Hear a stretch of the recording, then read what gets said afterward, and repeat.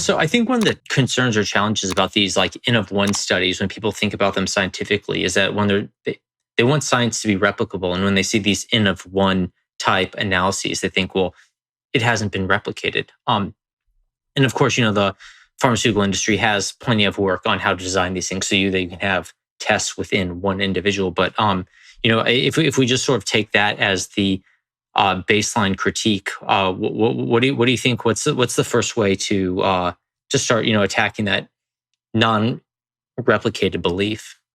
Sure, that's a great question, and out of the gate, my answer is you're right. It's not generalizable to the population level, but that's also not the purpose of it. The purpose of it is really think about it as wanting to be generalizable to the population of yourself. So all possible moments over time for this health condition or this recurrent pattern that you're seeing, that's what we're aiming to generalize over first and foremost. Now, having said that, one of the ways to bridge the conversation and to sort of walk it back a little bit is to say, oh, but for those of you familiar with things like meta-analyses or mixed effects models, things where you kind of aggregate across people, you're really treating each person sort of as a separate entity that has their own sort of personalized variation about them.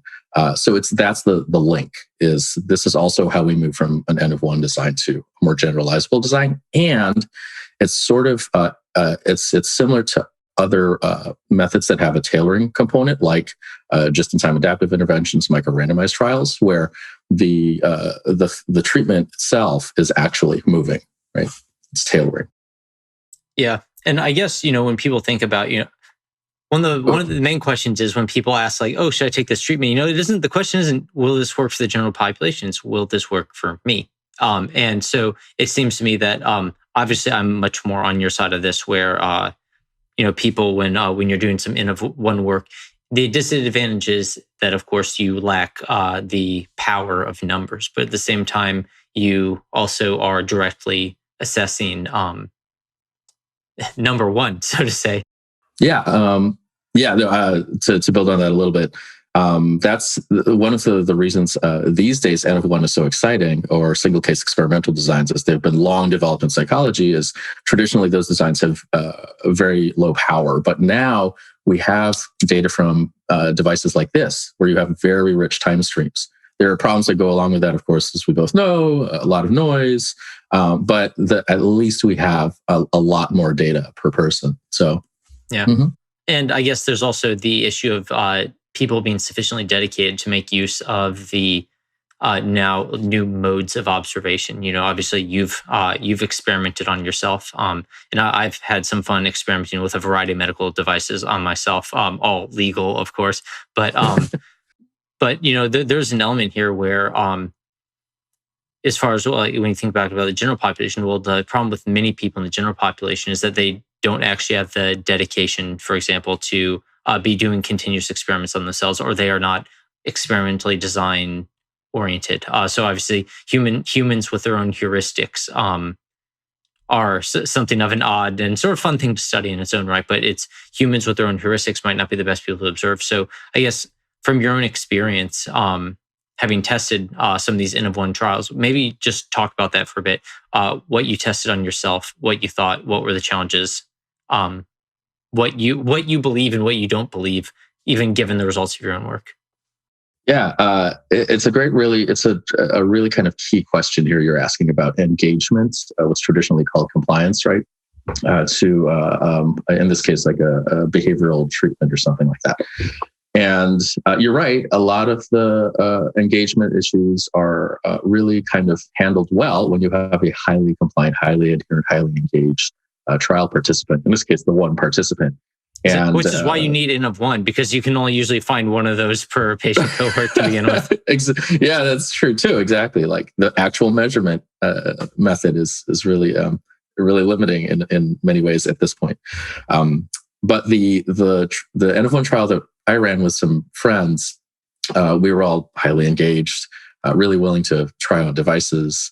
So that really wasn't an issue there. The larger picture is it probably will have to do with commercially wearable devices like this, like a Fitbit, where a lot of people are now used to wearing them. That sort of hints at the engagement is high because a lot of people wear them. So it helps, at least on where I am in industry, it helps sort of constrain your population to be like, okay, well, this is amongst people who are willing to wear this kind of device, and there might be some hidden confounding behind that somewhere, where it's like maybe it's a population that's generally healthy. So then we have to make sure we know that when we generalize outside of that. Yeah. Well, I mean, I guess there's always the advantage that when people are self-selecting into a rigorous or onerous measurement process, observational process, that is obviously making a statement about the population in each. It's making something of a statement about the individual. What was the other thing? There's another point there, but flew the coop. What was it? Yeah. I really latched onto the engagement piece. So you were asking about challenges. Yeah. So why don't you actually talk about the studies that you have done on yourself, and what you thought about those. So since the audience probably hasn't read your publication, could you just tell us about that? Yeah, sure. There are really just two at this point. One was looking at self-tracked data, but it wasn't even digital data. It was data from my own self-report over the time span of about 7 years. I was recording my weight and physical activity and nutrition activities in Microsoft Excel. And this was back in 2005, 2006. So there really were no good wearable devices at the time, nor was I interested in them. But the process of analyzing that data was, being statistically trained was pretty intense, because I had to ask about data collection. Obviously, it was self-report. So I had to contend with a lot of missing data and deal with those in kind of the standard textbook ways. I'm recalling a recent episode you did with another guest, and I really resonated with it, because these issues are issues that when you have this many challenges with a data set, you can't really do fancy statistical modeling or anything like that. You have to kind of go back to basics, because there are a lot of them. Missing data patterns is one of them. If I wanted to compare something on 2 time scales, or even like the same time scale, like a week, part of that decision was made because I didn't observe all days of the week. So I would smooth it out. I would, aggregate it somehow, maybe the average of whatever's available. So missing data is a big issue. You have to make some decisions there. And then, of course, then there's autocorrelation, which is one of the kind of unique components to a single case study or an N-of-1 study. So then you have to deal with autocorrelation in the residuals and check to see if the residuals are, fairly stationary after you fit your model. There are those challenges. Yeah, when you mention autocorrelation, are you talking mainly about the autocorrelation of effect, where essentially the effect of any given treatment can essentially be continued? I think it was like percolating through time. Is that the type of residual that you're thinking about, or is it residuals in our autocorrelation of the actual observed data? Because obviously Yeah, no, that's a great question. I've had to think about this deeply a lot. I was referring to autocorrelation of what's left over after you account for your past outcomes, as well as your past treatments. So it's whatever's left over. It was kind of a light bulb moment for me, because I realized there are certain criteria for getting measures of variance or confidence that are honest, that seem really strict, but they're not as strict once you start fitting these models. You start to realize it's really what's left over is what needs to be less autocorrelated. So the treatment thing you're talking about, yeah, that's also an issue, but you start to address that by putting it in your model in some way, or accounting for past treatment levels. Cool. If you don't mind, I'd like to talk about your light bulb moment, because obviously when people have them, it's worth trying to gather what you can from them. So what was the sort of data set, and what was the problem that gave rise to your light bulb moment?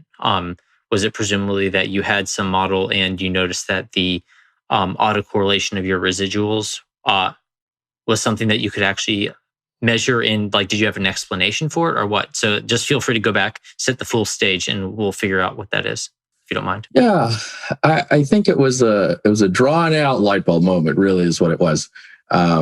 because occasionally I'll remember this realization, but I can't quite place when I first started thinking about it. But well, if the light bulb moment isn't drawn out, it just means it's flickering like a horror movie, which isn't good. But yeah, that's true. Yeah, something like a fluorescent lamp. A lot of it really was born of wanting to be rigorous about estimating the variance of components like a coefficient in a model. And as a statistician, thinking, how do I do this? Okay, well, in the standard case, if it's not N-of-1, then obviously you need the independence assumption to hold, and you can assess that. But in this case, what is the complement? Oh, okay, it's this idea called stationarity. Okay, let me look at that. Let me drill down into that. And then as I went into it and started fitting, each kind of like an ARIMA model. Just very quickly, what was the actual data set that you're using? Was it gotcha. way super basic, yeah. Yeah, sorry, it's always latent in my head. It was for this. There were two data sets. There was the physical activity and weight self-reported data that I was just talking about. So like an accelerometer. It's like an accelerometer in your weight, or is there more? Yeah, no, this was actually just weight over many, many months. Okay. So it was self-reported weight, average weight per week, and average physical activity per week, measured as self-reported activity above moderate walking. So that was the original data set. But then every analysis I did subsequent to that kind of drilled this idea into my head. And those involved tracking devices. One of them involved a continuous glucose monitor. And then the subsequent ones have involved my Fitbit, my sleep data, my steps data, and my heart rate data. So you would have these things like you have your self-reported physical activity. You have and I'll also, if you make a quick mental note, let's swing back on that topic later, because unfortunately I don't have my pen and paper. But yeah, so yeah, let's try to remember to come back to that. But you have your perfect, yeah. So you have your self-reported physical activity. You have your continuous glucose monitoring (CGM).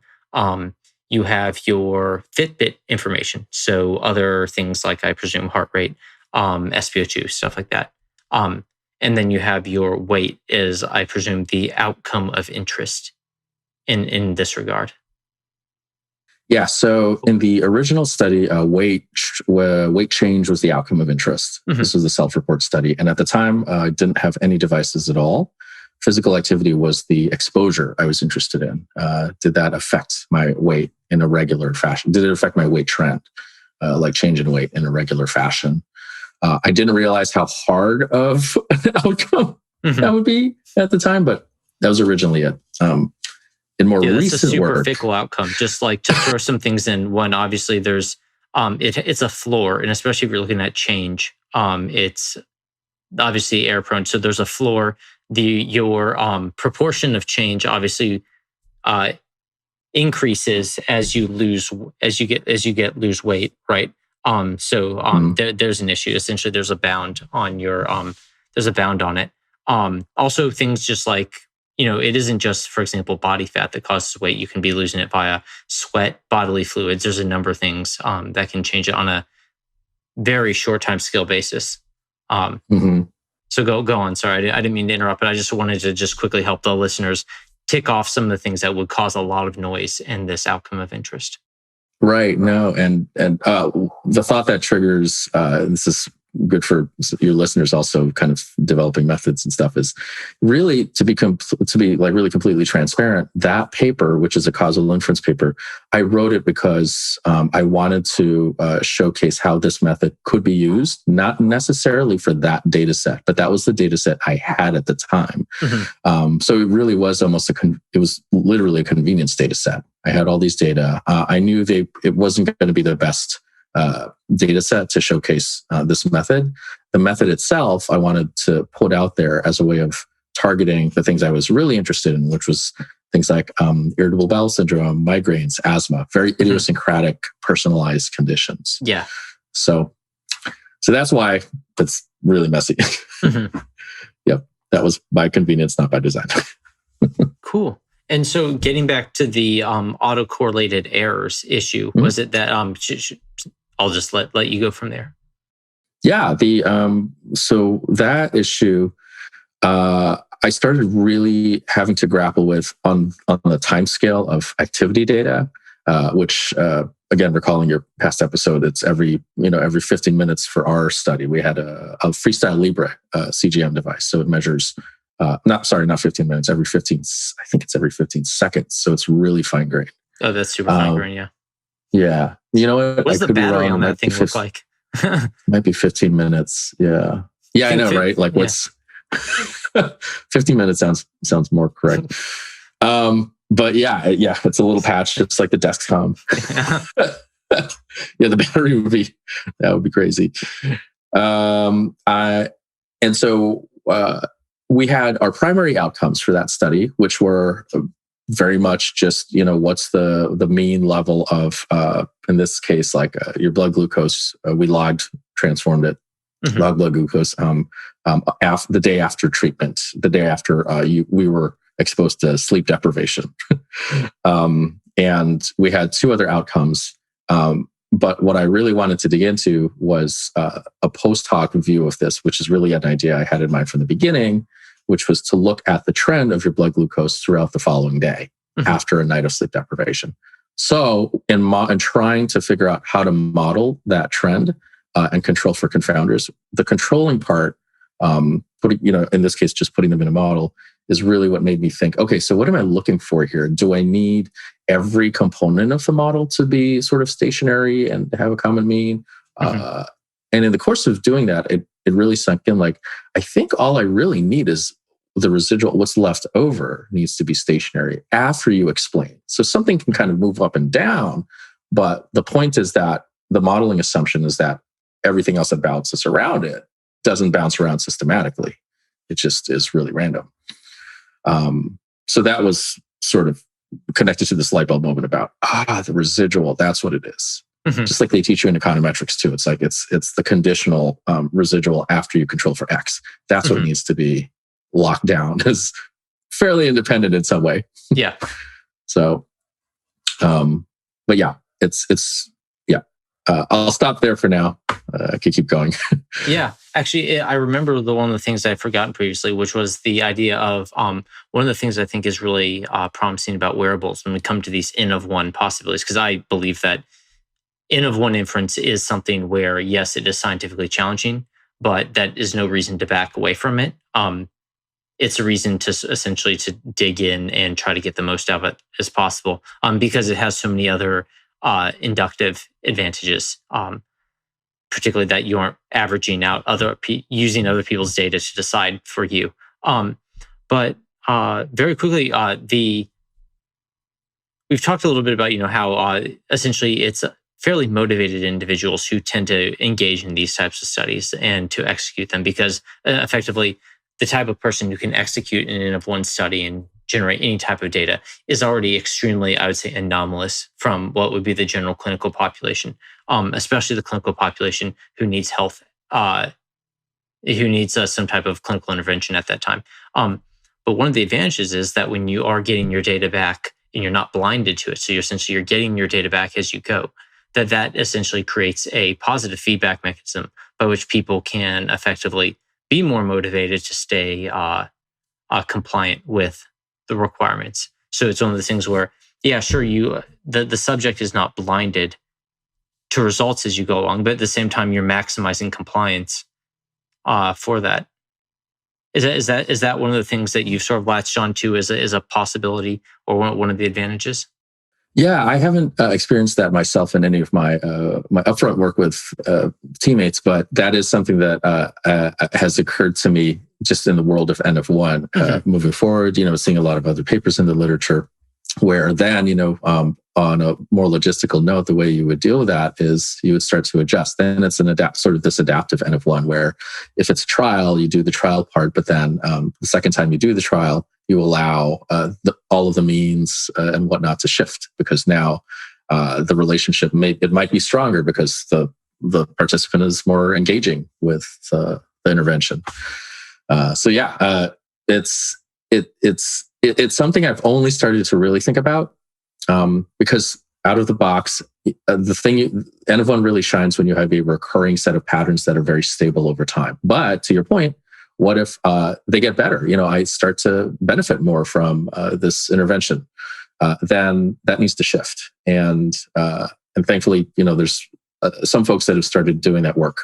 It starts to resemble almost more of I guess like a sort of micro-randomized or a dynamic treatment regime type scheme, Yeah, the dynamic treatment regime is actually sort of what I had latched onto as one of these things where obviously, well, maybe we should just discuss this. How much of N-of-1 work is essentially you changing the treatment over time versus how much of it is effectively just evaluating one treatment and seeing if you're better off than what your baseline was?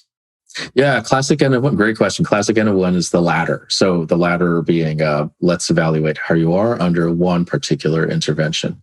Now, traditionally those have been done in settings where you have only a few of these treatment periods, like an AB or an ABAB or an ABBA. So 4 to 8 samples. Yeah. But then now, with this explosion of much more data, if we're careful about it, we can use that and then maybe shift it later on. Quick note, I talked to Professor Susan Murphy a while ago.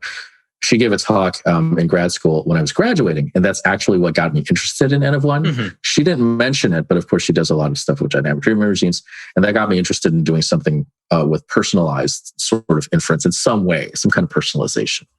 And then I stumbled onto N-of-1 very quickly thereafter.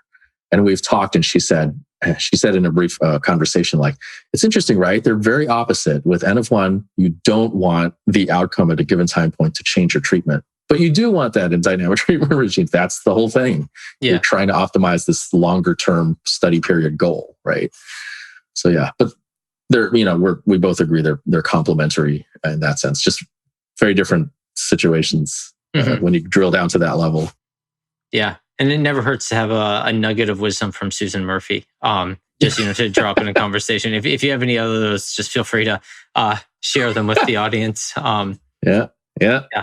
I really appreciated it because it's her. So I'm not on the completely wrong path. Okay, so, like a medieval noble distributing alms. She gives her her thoughts about these things. Yeah, no, I've for those who are just listening, if you really do want to hear some excellent discussions on wearables and just a very engaging speaker, who also happens to be very good at getting things correct, which doesn't hurt either. Susan Murphy, definitely check her out. She's everywhere on YouTube. But yeah, so definitely do that. Maybe we'll be able. Maybe we'll even be able to get her on at some point. But yeah, yes.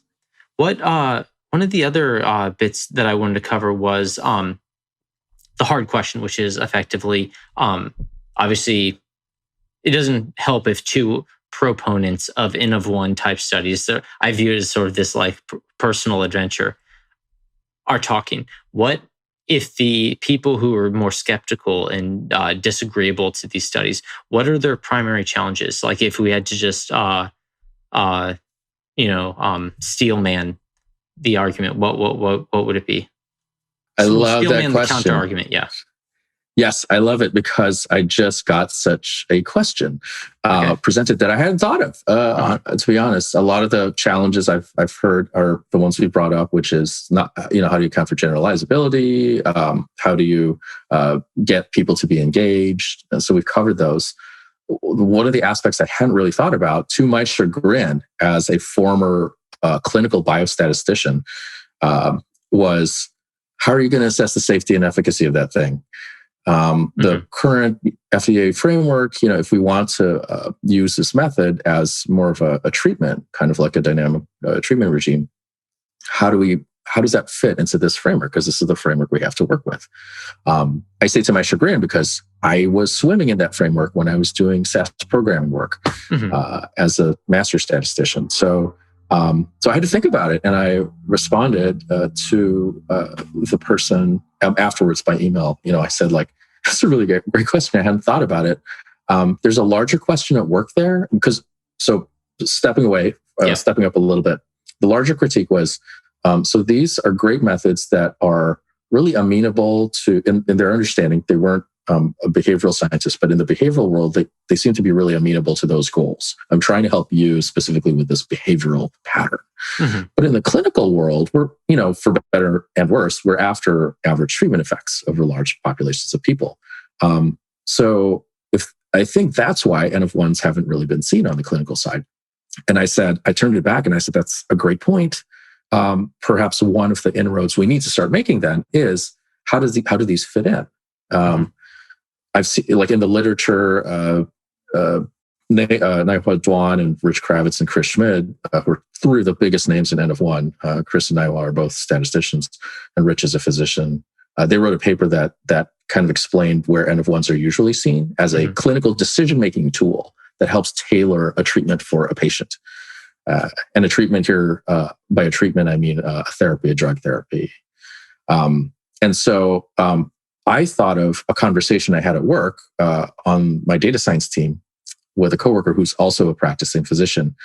And we were talking about, it's interesting how these RCTs, they're really based off of these deductive scientific methods that are really great at the population level. But when I'm a clinician, they don't help me as well. They're not tailored to clinical decision making. They're tailored to making broad sort of policy type recommendations, which it works in many cases, but it's sort of a disconnect.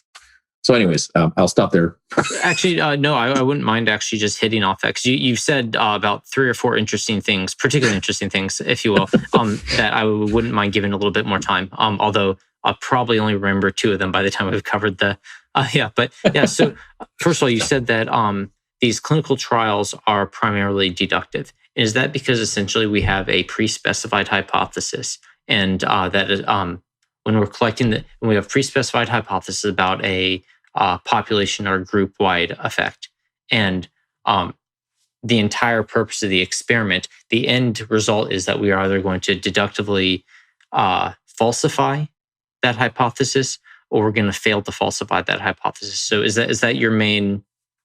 Oh, so is that the logical pathway that you're describing there, or did I miss something? Yes, exactly. And side note, props to Padre Asclepius, because I actually learned a lot of these from a previous episode in tandem with talking to folks at work who are really into abductive versus inductive versus deductive reasoning. So yes, that's how I was thinking about it. Confirmatory studies, that's what RCTs are. Bread and butter, right? And then just to do little building blocks here, just so that I understand, when we're talking about N-of-1 studies being more inductive, it's because the primary challenge here is like, okay, cool, we've proved it or I wouldn't say proved, we have very strong evidence for one person. And so the inductive element can be one of 2 ways. One, that this benefit will continue for this one individual under observation, and that seems less of a leap.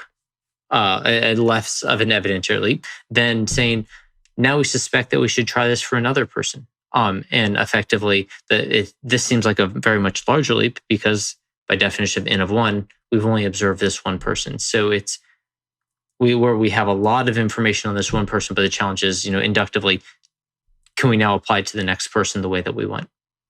Yeah, that is fantastic because I hadn't even gotten to that level yet. I was talking to, I work on a data science team, and we talk about how a lot of our work is abductive, and I hadn't even gotten to the point of thinking about an N-of-1 in that way. But yes, it really is, right? You're trying to figure out a general rule through repetition, just for yourself, and then the next step to build up to an RCT level would be, okay, now we have that same process from somebody else. Now we're starting to build up perhaps a general rule across patients, across participants.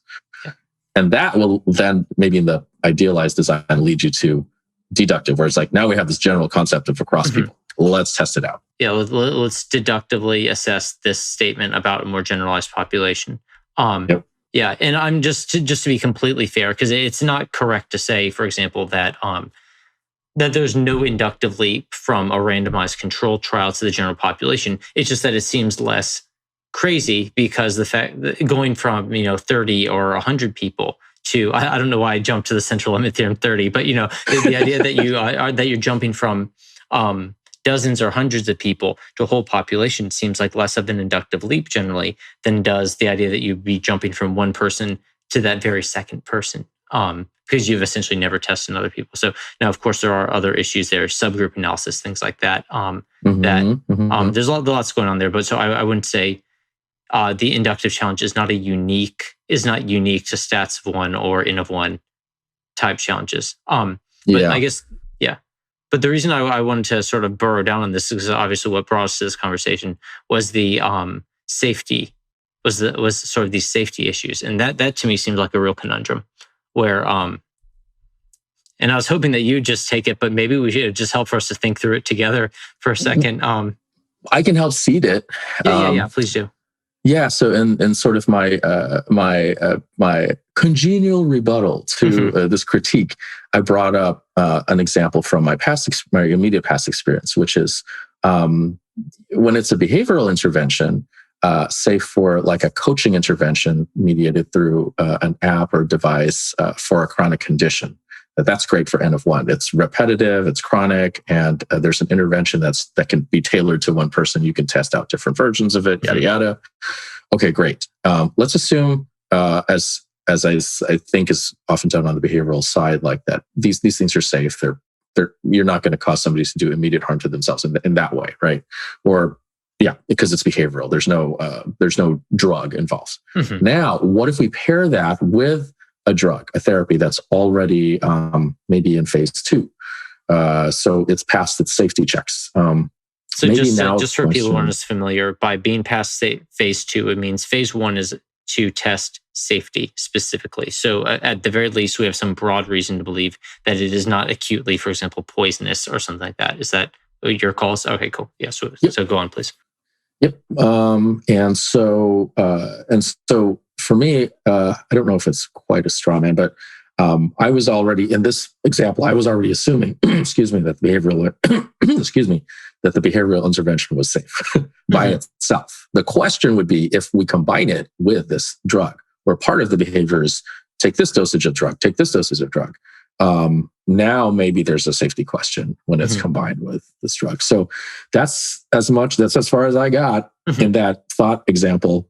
But maybe that's one place to start assessing the safety of this type of tailored treatment, because you maybe only want to do 4 rounds of treatment on and off because you're now testing the safety of it for one person.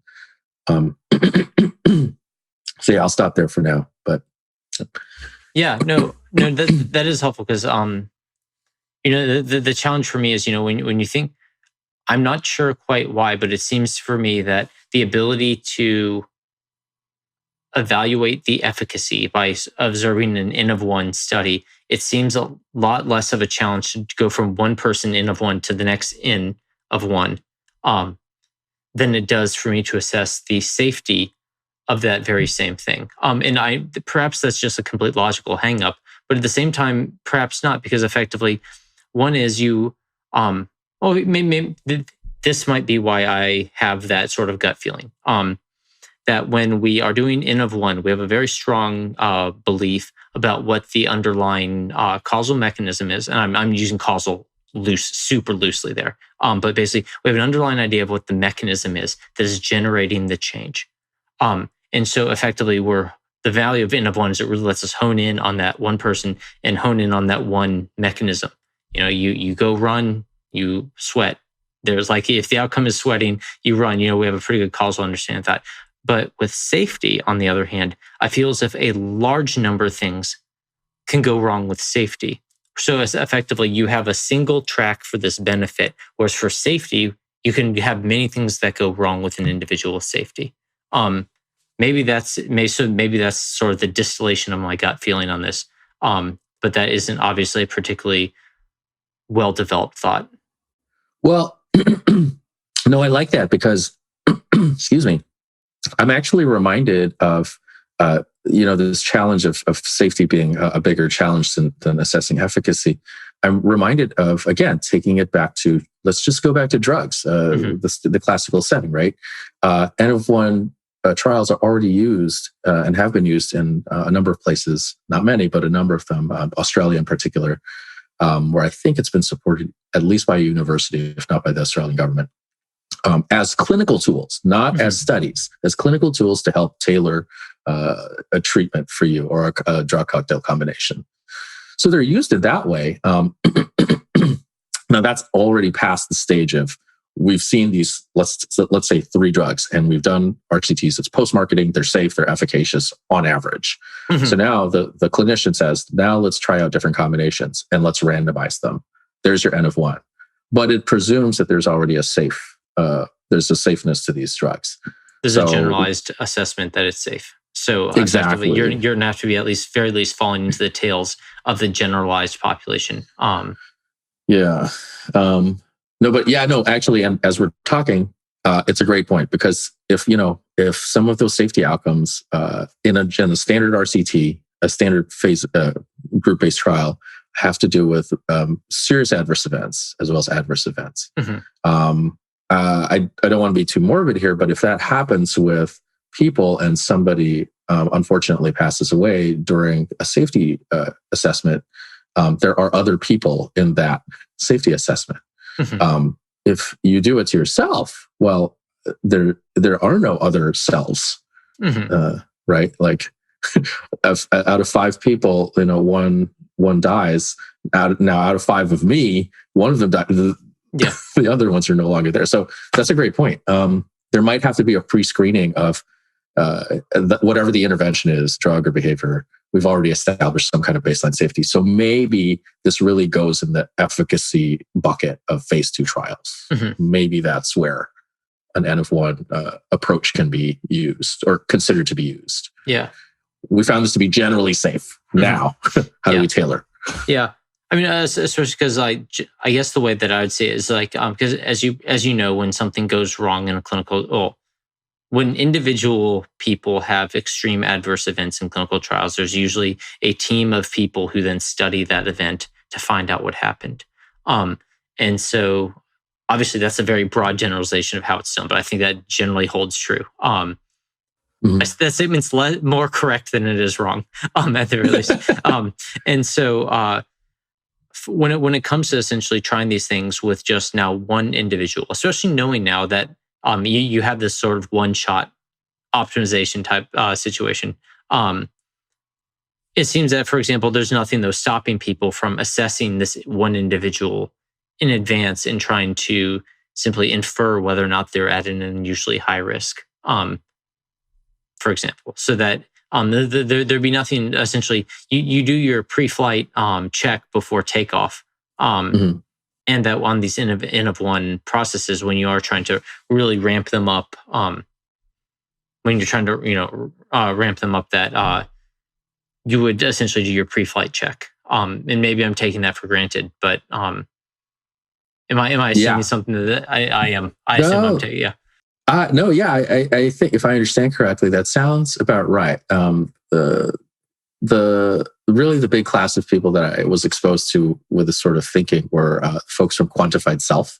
So these highly engaged group or community that really wants to understand themselves. And how do I do that? And so they're intimately aware of what's safe for themselves. And within these bounds, now I can try to tailor my understanding of myself. Whether it's regulating my own blood glucose in the really kind of extreme cases that really pushes the safety bound, versus something where how do I optimize my runtime or my runtime? So, is it a minimization problem? Because I could help you with that. Just don't go outside. Stay inside. But that sounds right to me. So. Yeah. And cool. I guess just as a quick disclaimer, this conversation is literally me just freely thinking. So obviously I'm not dispensing any form of medical device or providing a sound scientific consensus or of any sort of this. Basically, Eric was kind enough to bring up this topic to me in advance. I thought, well, why don't we just talk about it and I can learn about it some more beyond what are sort of my own sort of individual ignorance-based conjectures. So I do appreciate Eric coming on and just sort of letting me like freely ask questions and prod around at different ideas. So thanks for doing that. I will just claim the same thing. Cool. All right. We are all freewheeling right now. I'm loving this conversation because I'm thinking of things talking to you that I haven't really thought of before. Yeah. So carry on. Yeah.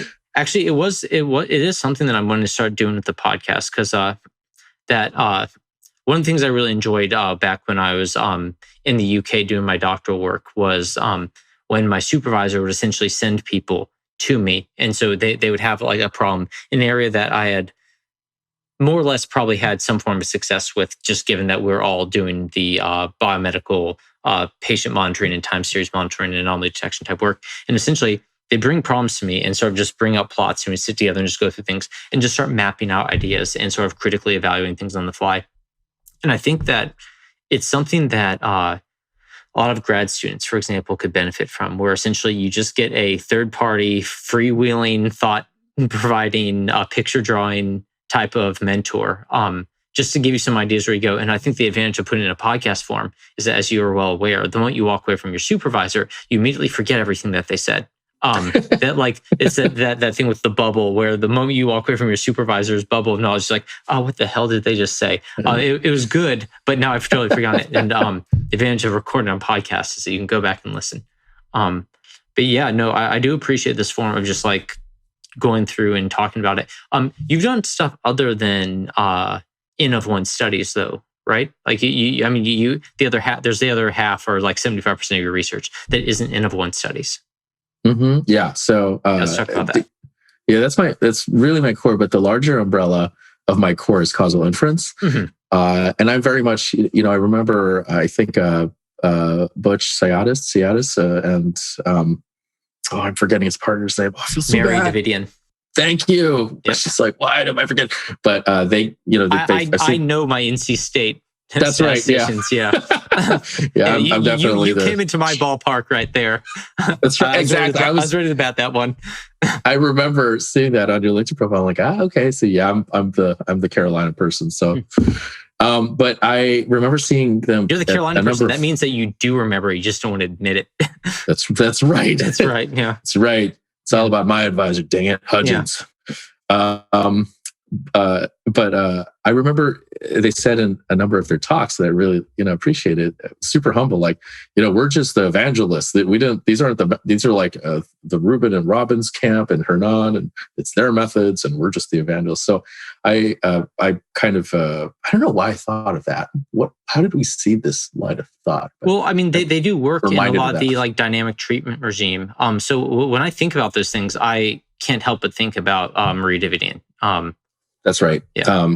Yes. So I was bringing it to answering your question about like my wider scope of work. And causal inference is really the thing that's in my statistical heart at my core.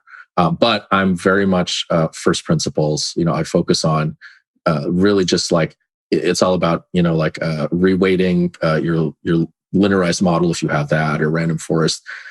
Like the first principles of like what is a confounder and how do we adjust for it. I like the more advanced methods, but I don't really follow them. And I say that because I work in a data science world where I have a lot of really awesome, amazing colleagues who are experts at these, fancier, newer models that aren't as statistically well characterized. And my point to them is, this is a framework that is model agnostic in many ways. It's all about the logic between confounders and outcomes and treatments and selection bias. And how do they fit in this? There's arrows you can draw, kind of like that DAG back there. But the model between that's where you all come in. And I'm here to help you adjust that if you want to, posit a possible treatment effect when you have observed data, which is what a lot of our data are. Just real quickly, because you've said some interesting things. One, and I'll list off the questions and we can answer them in whatever order you wish to or not. But one, when you say, first principles, what does first principles mean to you? Because it means specific things to me in different contexts. Because obviously the principles change a bit, or at least the first bit changes a bit. And the other bit is when you talk about these more advanced methods. Can you specifically name the ones that you're thinking about, just so that I'm a bit clearer? Yeah, sure. So to your first question, my first principles, that's my loose way of saying I really just like talking about the framework, the definitions. This is what a confounder is, and this is how it affects or biases your treatment effect estimate, and then work from there. And like, if I died tomorrow and you put an equation on my grave, it would be the law of total expectation. Because my friend, that is what I use day in and day out. And and other data scientists who don't have statistical backgrounds, my imposter syndrome kicks up, because I'm like, but we learned this in like our first or second year. This is clearly something right? And I realize, oh no, it's like they're relying on me to explain it and how to use it, right? Anyway, so that's what I mean by first principles. Also things like statistical significance, and just reminding people about how, as statisticians, we're trained to be counterintuitive, to go against this intuition, to find meaning in a statistical significant finding when that's not what it means, to find causation when there's no correlation. That's our natural urge. Yeah, to go against when data drives the conclusion as opposed to other principles driving the conclusion. Yeah, I would asterisk amend that and say data and your brain. Yeah, okay. Data and your brain is like, your brain is saying there's something causal here, and we're trained to go against that. That's the natural urge. So anyway, and to your second point, by advanced methods, I mean frequently they do end up being linearized models, but the more advanced things are like regularized, cross-validated regression. Both linear and logistic, and so any sort of predictive models, or models that are regularized in ways that aren't, for example, Bayesian regularization, that don't have a direct probabilistic interpretation, for example. So like or is it? I mean, obviously, you have a big scope of things that are beyond just the most basic models, but I'm just trying to figure out like what are the ones that pop up in your neck of the woods. Yeah, so things like random forests, and not really so much neural nets at all at this point, at least. But yeah, random forests would probably be that's the one that I think of most. And then aside from that, just it's even just the early part of the elements of statistical learning textbook, right? Nothing in the later parts, just straight up regularized GLM. Random forests, so those kinds of models. Yeah, I have to admit, usually when I'm looking for a data science or statistical straw man, I usually think of like the random forest fanatics from like the early 2010s, because they essentially, I think it was more of a there were a number of sort of intellectual and academic trends around that topic where it's like, yeah, random forest is really cool. And it's a smart idea. Like it's, if you had someone saying like, what is one way that we could sort of try to take a data set and not have to really specify a lot of the features and still figure out generally what is a good mapping of one of these things onto the other. Obviously, Bremen did a fantastic job at proposing something. At the same time, I think a lot of the practitioners and people who use those methods, began to forgo some of the scientific intuition that you would hope that people who were doing data analysis would have adhered to. And obviously, I know that's a very hand-wavy thing. I'll probably cover it in some other things in some like a longer rant that's dedicated to that topic. But I also see a lot of neural net, for example, practitioners following many of the same mistakes that I believe, scientific mistakes and experimental planning mistakes that I saw people in doing with random forests back in the early 2010s. And I realized that totally like dates how old I am in looking at these things.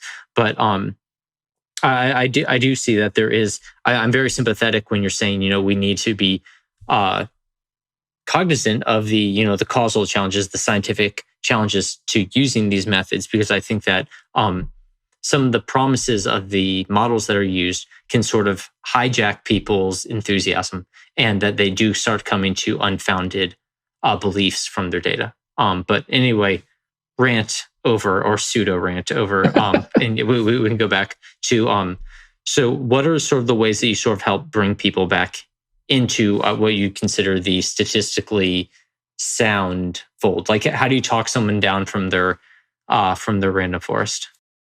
Well, I mean, thankfully, like at work, I have very understanding and eager colleagues who, most of whom have other backgrounds like neuroscience or electrical engineering, computer science backgrounds. So we're in our data science field, our data science team.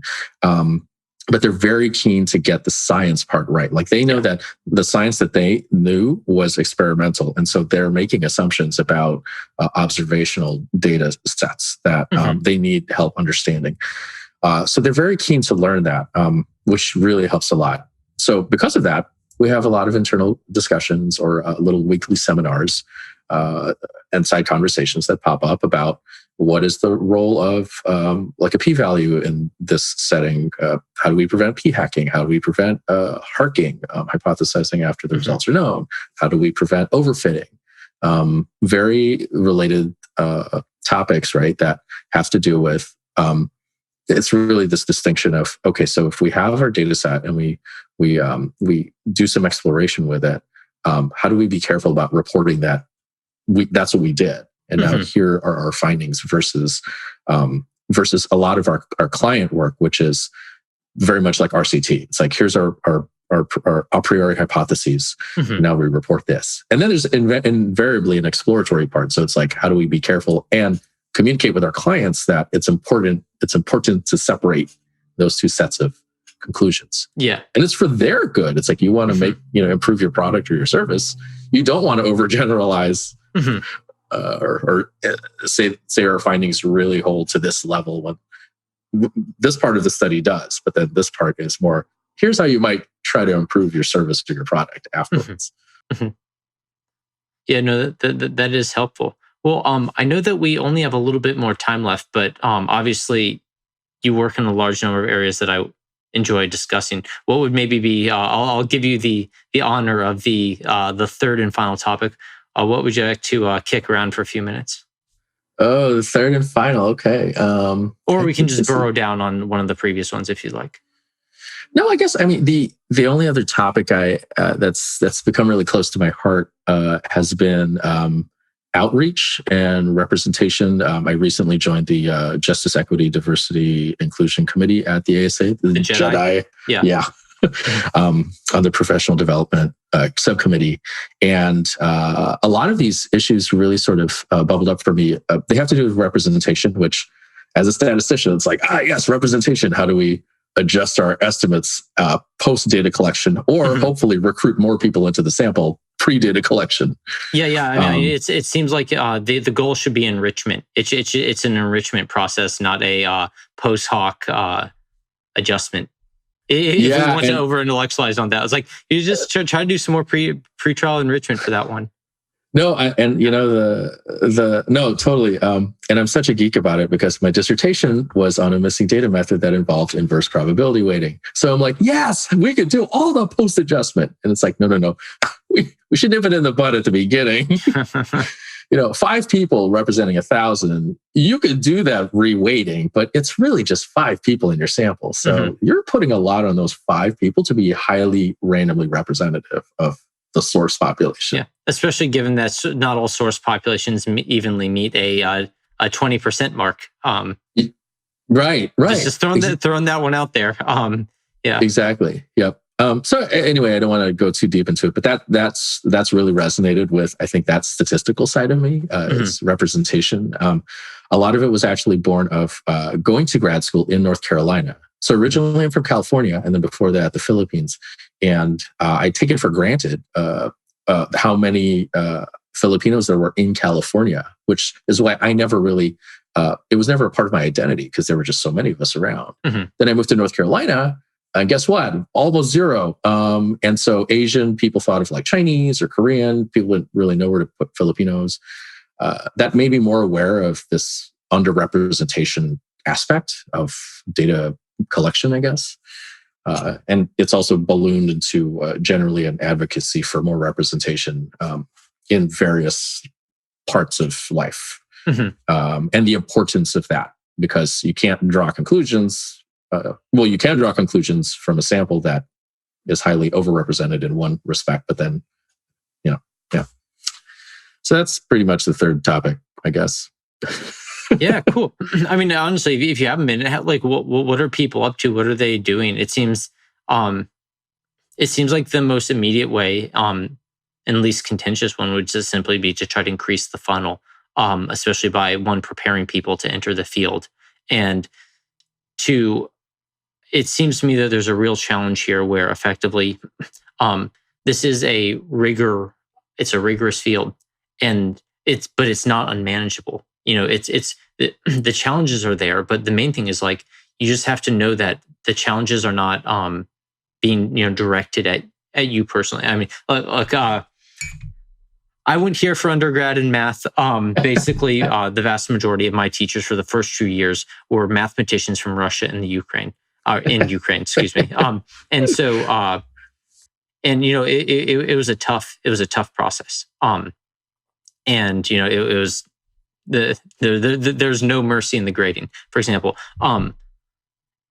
And but it was rigorous, and you do get through it. And so I guess one of the things I'm curious hearing coming out of this is, what is the plan to actually proactively prepare people for the challenges that are required so that they can get their first success? Because I think that's one of the other bits where there's a high initial emotional charge to entering this field, where essentially you have to go and you have to get your calculus challenges and your algebra, your linear algebra challenges, and you do a lot of these things. And it's these are the rewards are abstract. Like getting an A on your calculus AB exam is not the same as delivering, a really cool N-of-1 trial, or figuring out how to do personalized Gaussian processes for patients in the hospitals. One is vastly more rewarding than the other. So the challenge is, how do we get people to enjoy those initial successes? And it seems to me that that's a pretty hard challenge. Yeah. Especially because you have to start in high school to do it. It starts with high school prep. Yeah, that's an awesome question. I love it because I'm not prepared to answer it. And so it makes me think. I like thinking on the fly, more so than I think I do. Come to think of it. Anyway, so I think there's two aspects to this question here that I'm thinking of. Well, the question itself is speaking to one of two aspects I was thinking of when I brought the topic up. One is sort of general representation. So in society and different professions of different underrepresented groups. So it's a very broad question. But the one you're asking about does directly have to do with, say, my work at the ASA with professional development. Mm-hmm. And I don't have a good answer, but yeah, we'll have to look at how do we, maybe the outcome is to help recruit more people from underrepresented groups into these fields. Does that involve, if it's almost like engagement. So how do we increase engagement? How do we recruit? Do we go to high schools to do career fairs? That's an idea that's been floated around either at my subcommittee at ASA or within Evidation Health, where I work, where we're having the same exact conversations. Just as a heads up, like our sample of, we have an app that has almost maybe over 4 million app users that are highly female and highly white. And so we've thought deeply inside and started coming up with ways for, like, both on the front end and the back end, how do we recruit to more match the population we're interested in, and how do we adjust afterwards? Mm-hmm. So anyways, yeah, recruitment, no good answer. I've heard outreaches and boot camps are a start to that kind of thinking. Mm-hmm. Also, okay, so one more note is, part of representation I've learned is it really does help to see somebody like you in this role, in like a statistician or a data science role. So I try to do that myself. I'm like, hey, look, I'm Filipino American from the Philippines, and I'm a data scientist and a biostatistician. And folks in my community don't often see that data point.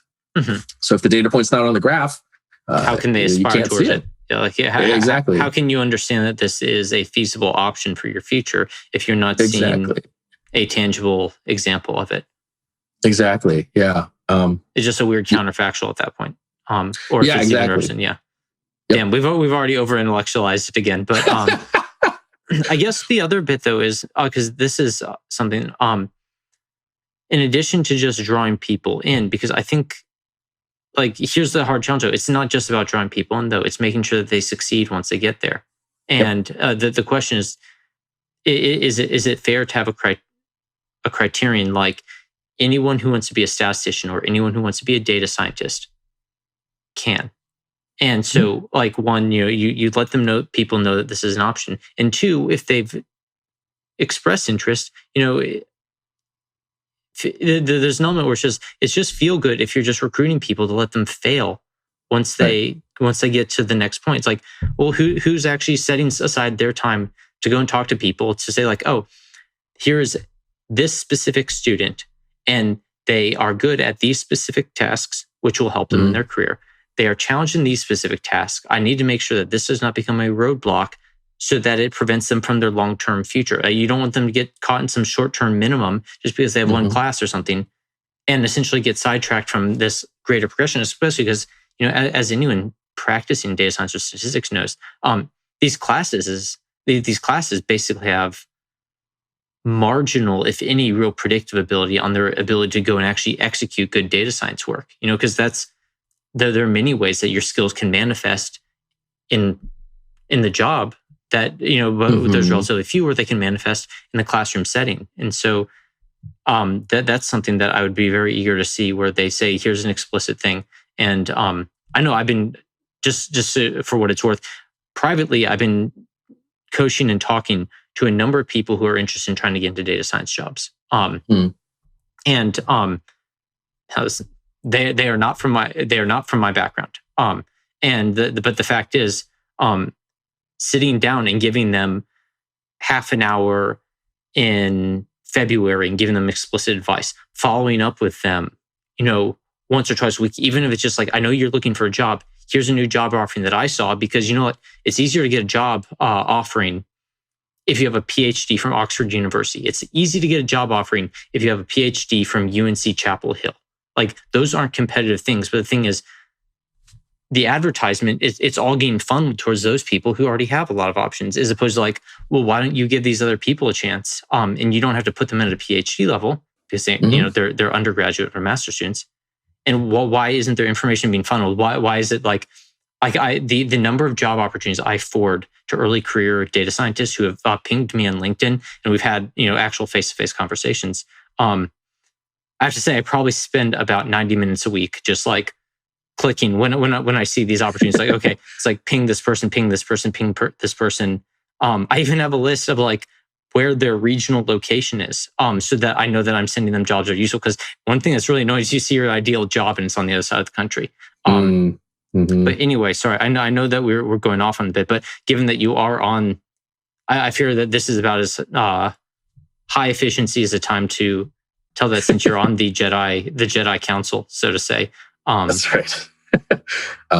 And having been both a Star Wars and a Star Trek fan, I extra appreciate being on that council. But your input is super valuable. I'm actually, I'd love it if you attended one of our meetings, professional development, or at least after this podcast, we could talk on the side and I can distill some of your ideas to bring to the committee.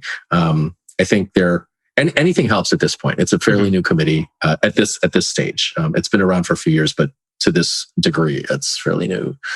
So I'll bring those there. There is a side that's not professional development related, but it goes back to representation that has resonated with me. That's not that doesn't have to do with traditional, underrepresented groups based off protected attributes, race, sex, age, and stuff. This harkens back to a post I wrote a year ago when the pandemic first started, which is that biostatisticians are the overlooked data scientists from public health. You see a lot of like media buzz about, data scientists putting up graphs and pretending to be epidemiologists and well-wishing, but which is good. But I was like raising the flag, being like, "Hello, we're underrepresented. We've been doing this for years, but there's no sort of acknowledgement publicly." So that's sort of the parallel that I think might be close also to things you think about. Yeah. It's like there's actually a simple explanation for this. Biostatisticians are a bunch of weirdos. That is what I came up with. It is actually. I think that we'll wrap up on this thought, but I think that biostatistics does it represents a very interesting place in the sort of entire ecosystem of data analysis. Because the fact is, I think I would have to. Well, you went to UNC. You went to UNC. One of the billionaire statisticians of the world is a biostatistician. And Dennis Gilling. And so, for example, some of the other ones came from NC State, and they're, I guess, agriculture and predominantly biopharmaceuticals. With SAS, and where it has really latched onto an industry. And the fact is, I think biostatistics, I'm 50 to 75% sure, has more or less dominated the statistical analysis landscape for a long period of time. And where effectively a large number of statisticians who are coming out of school, you would be expected to either enter academia or biostatistics. And then there's a small amount who entered some other realm. And the fact is, with the explosion of digital data, the explosion of data generated via software, that the landscape has grown.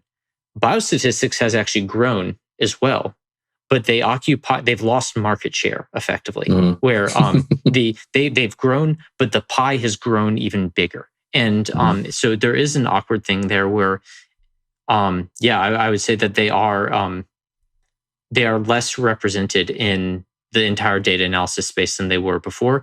I would venture to say that it's probably appropriate, but there is an element there that warrants discussion, because the fact is, just because it's appropriate, like data security and things like that, data wrangling, high performance computation, these are all part of the data analysis ecosystem. But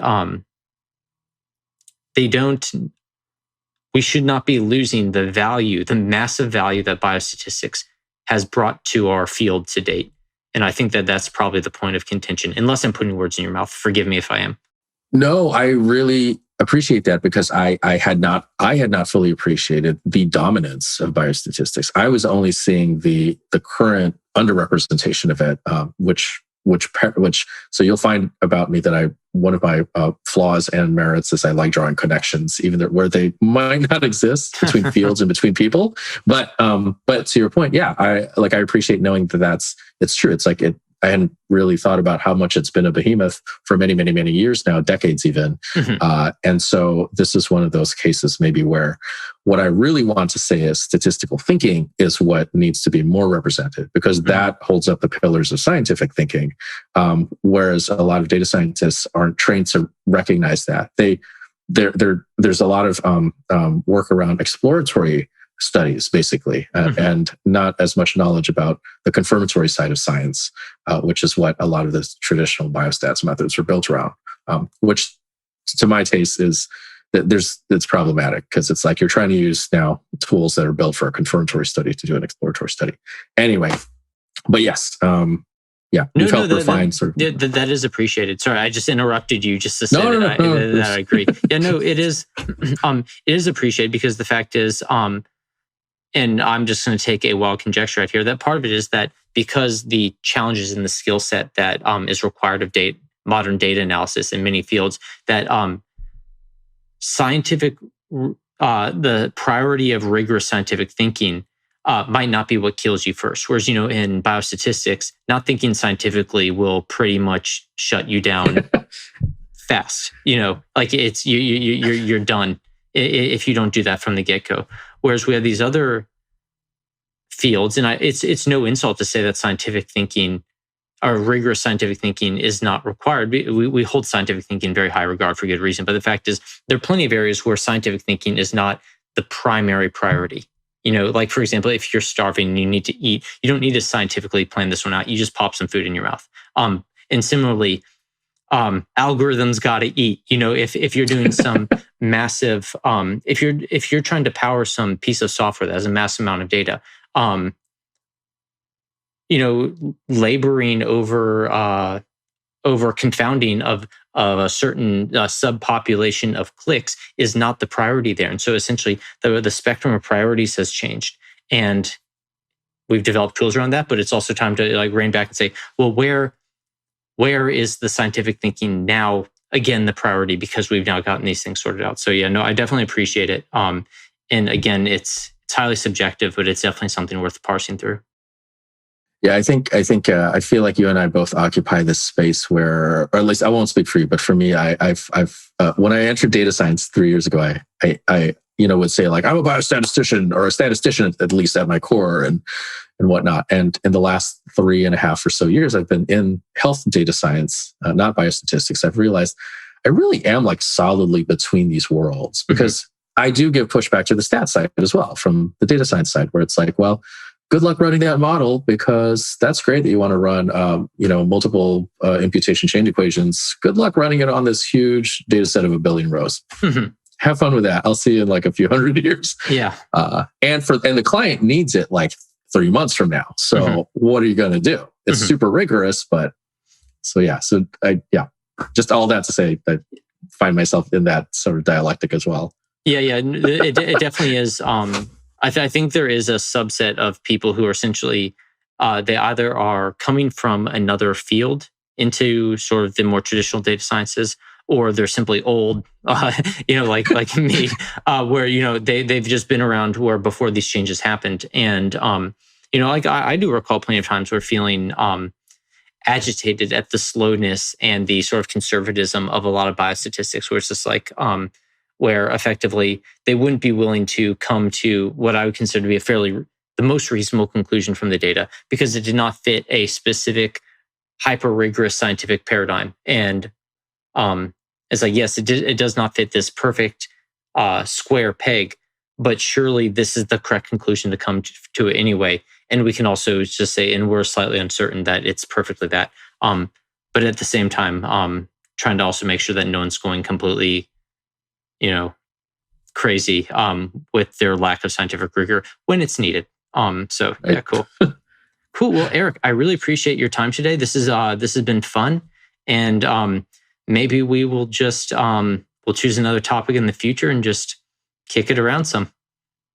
That would be awesome. Cool. Just quickly before you go, where should the guests pop in if they want to read a little bit more about your work? I'll pop it in the description, but if you want to, in the video description, but. Sure. For my N-of-1 work, Stats of 1, statsof1.org.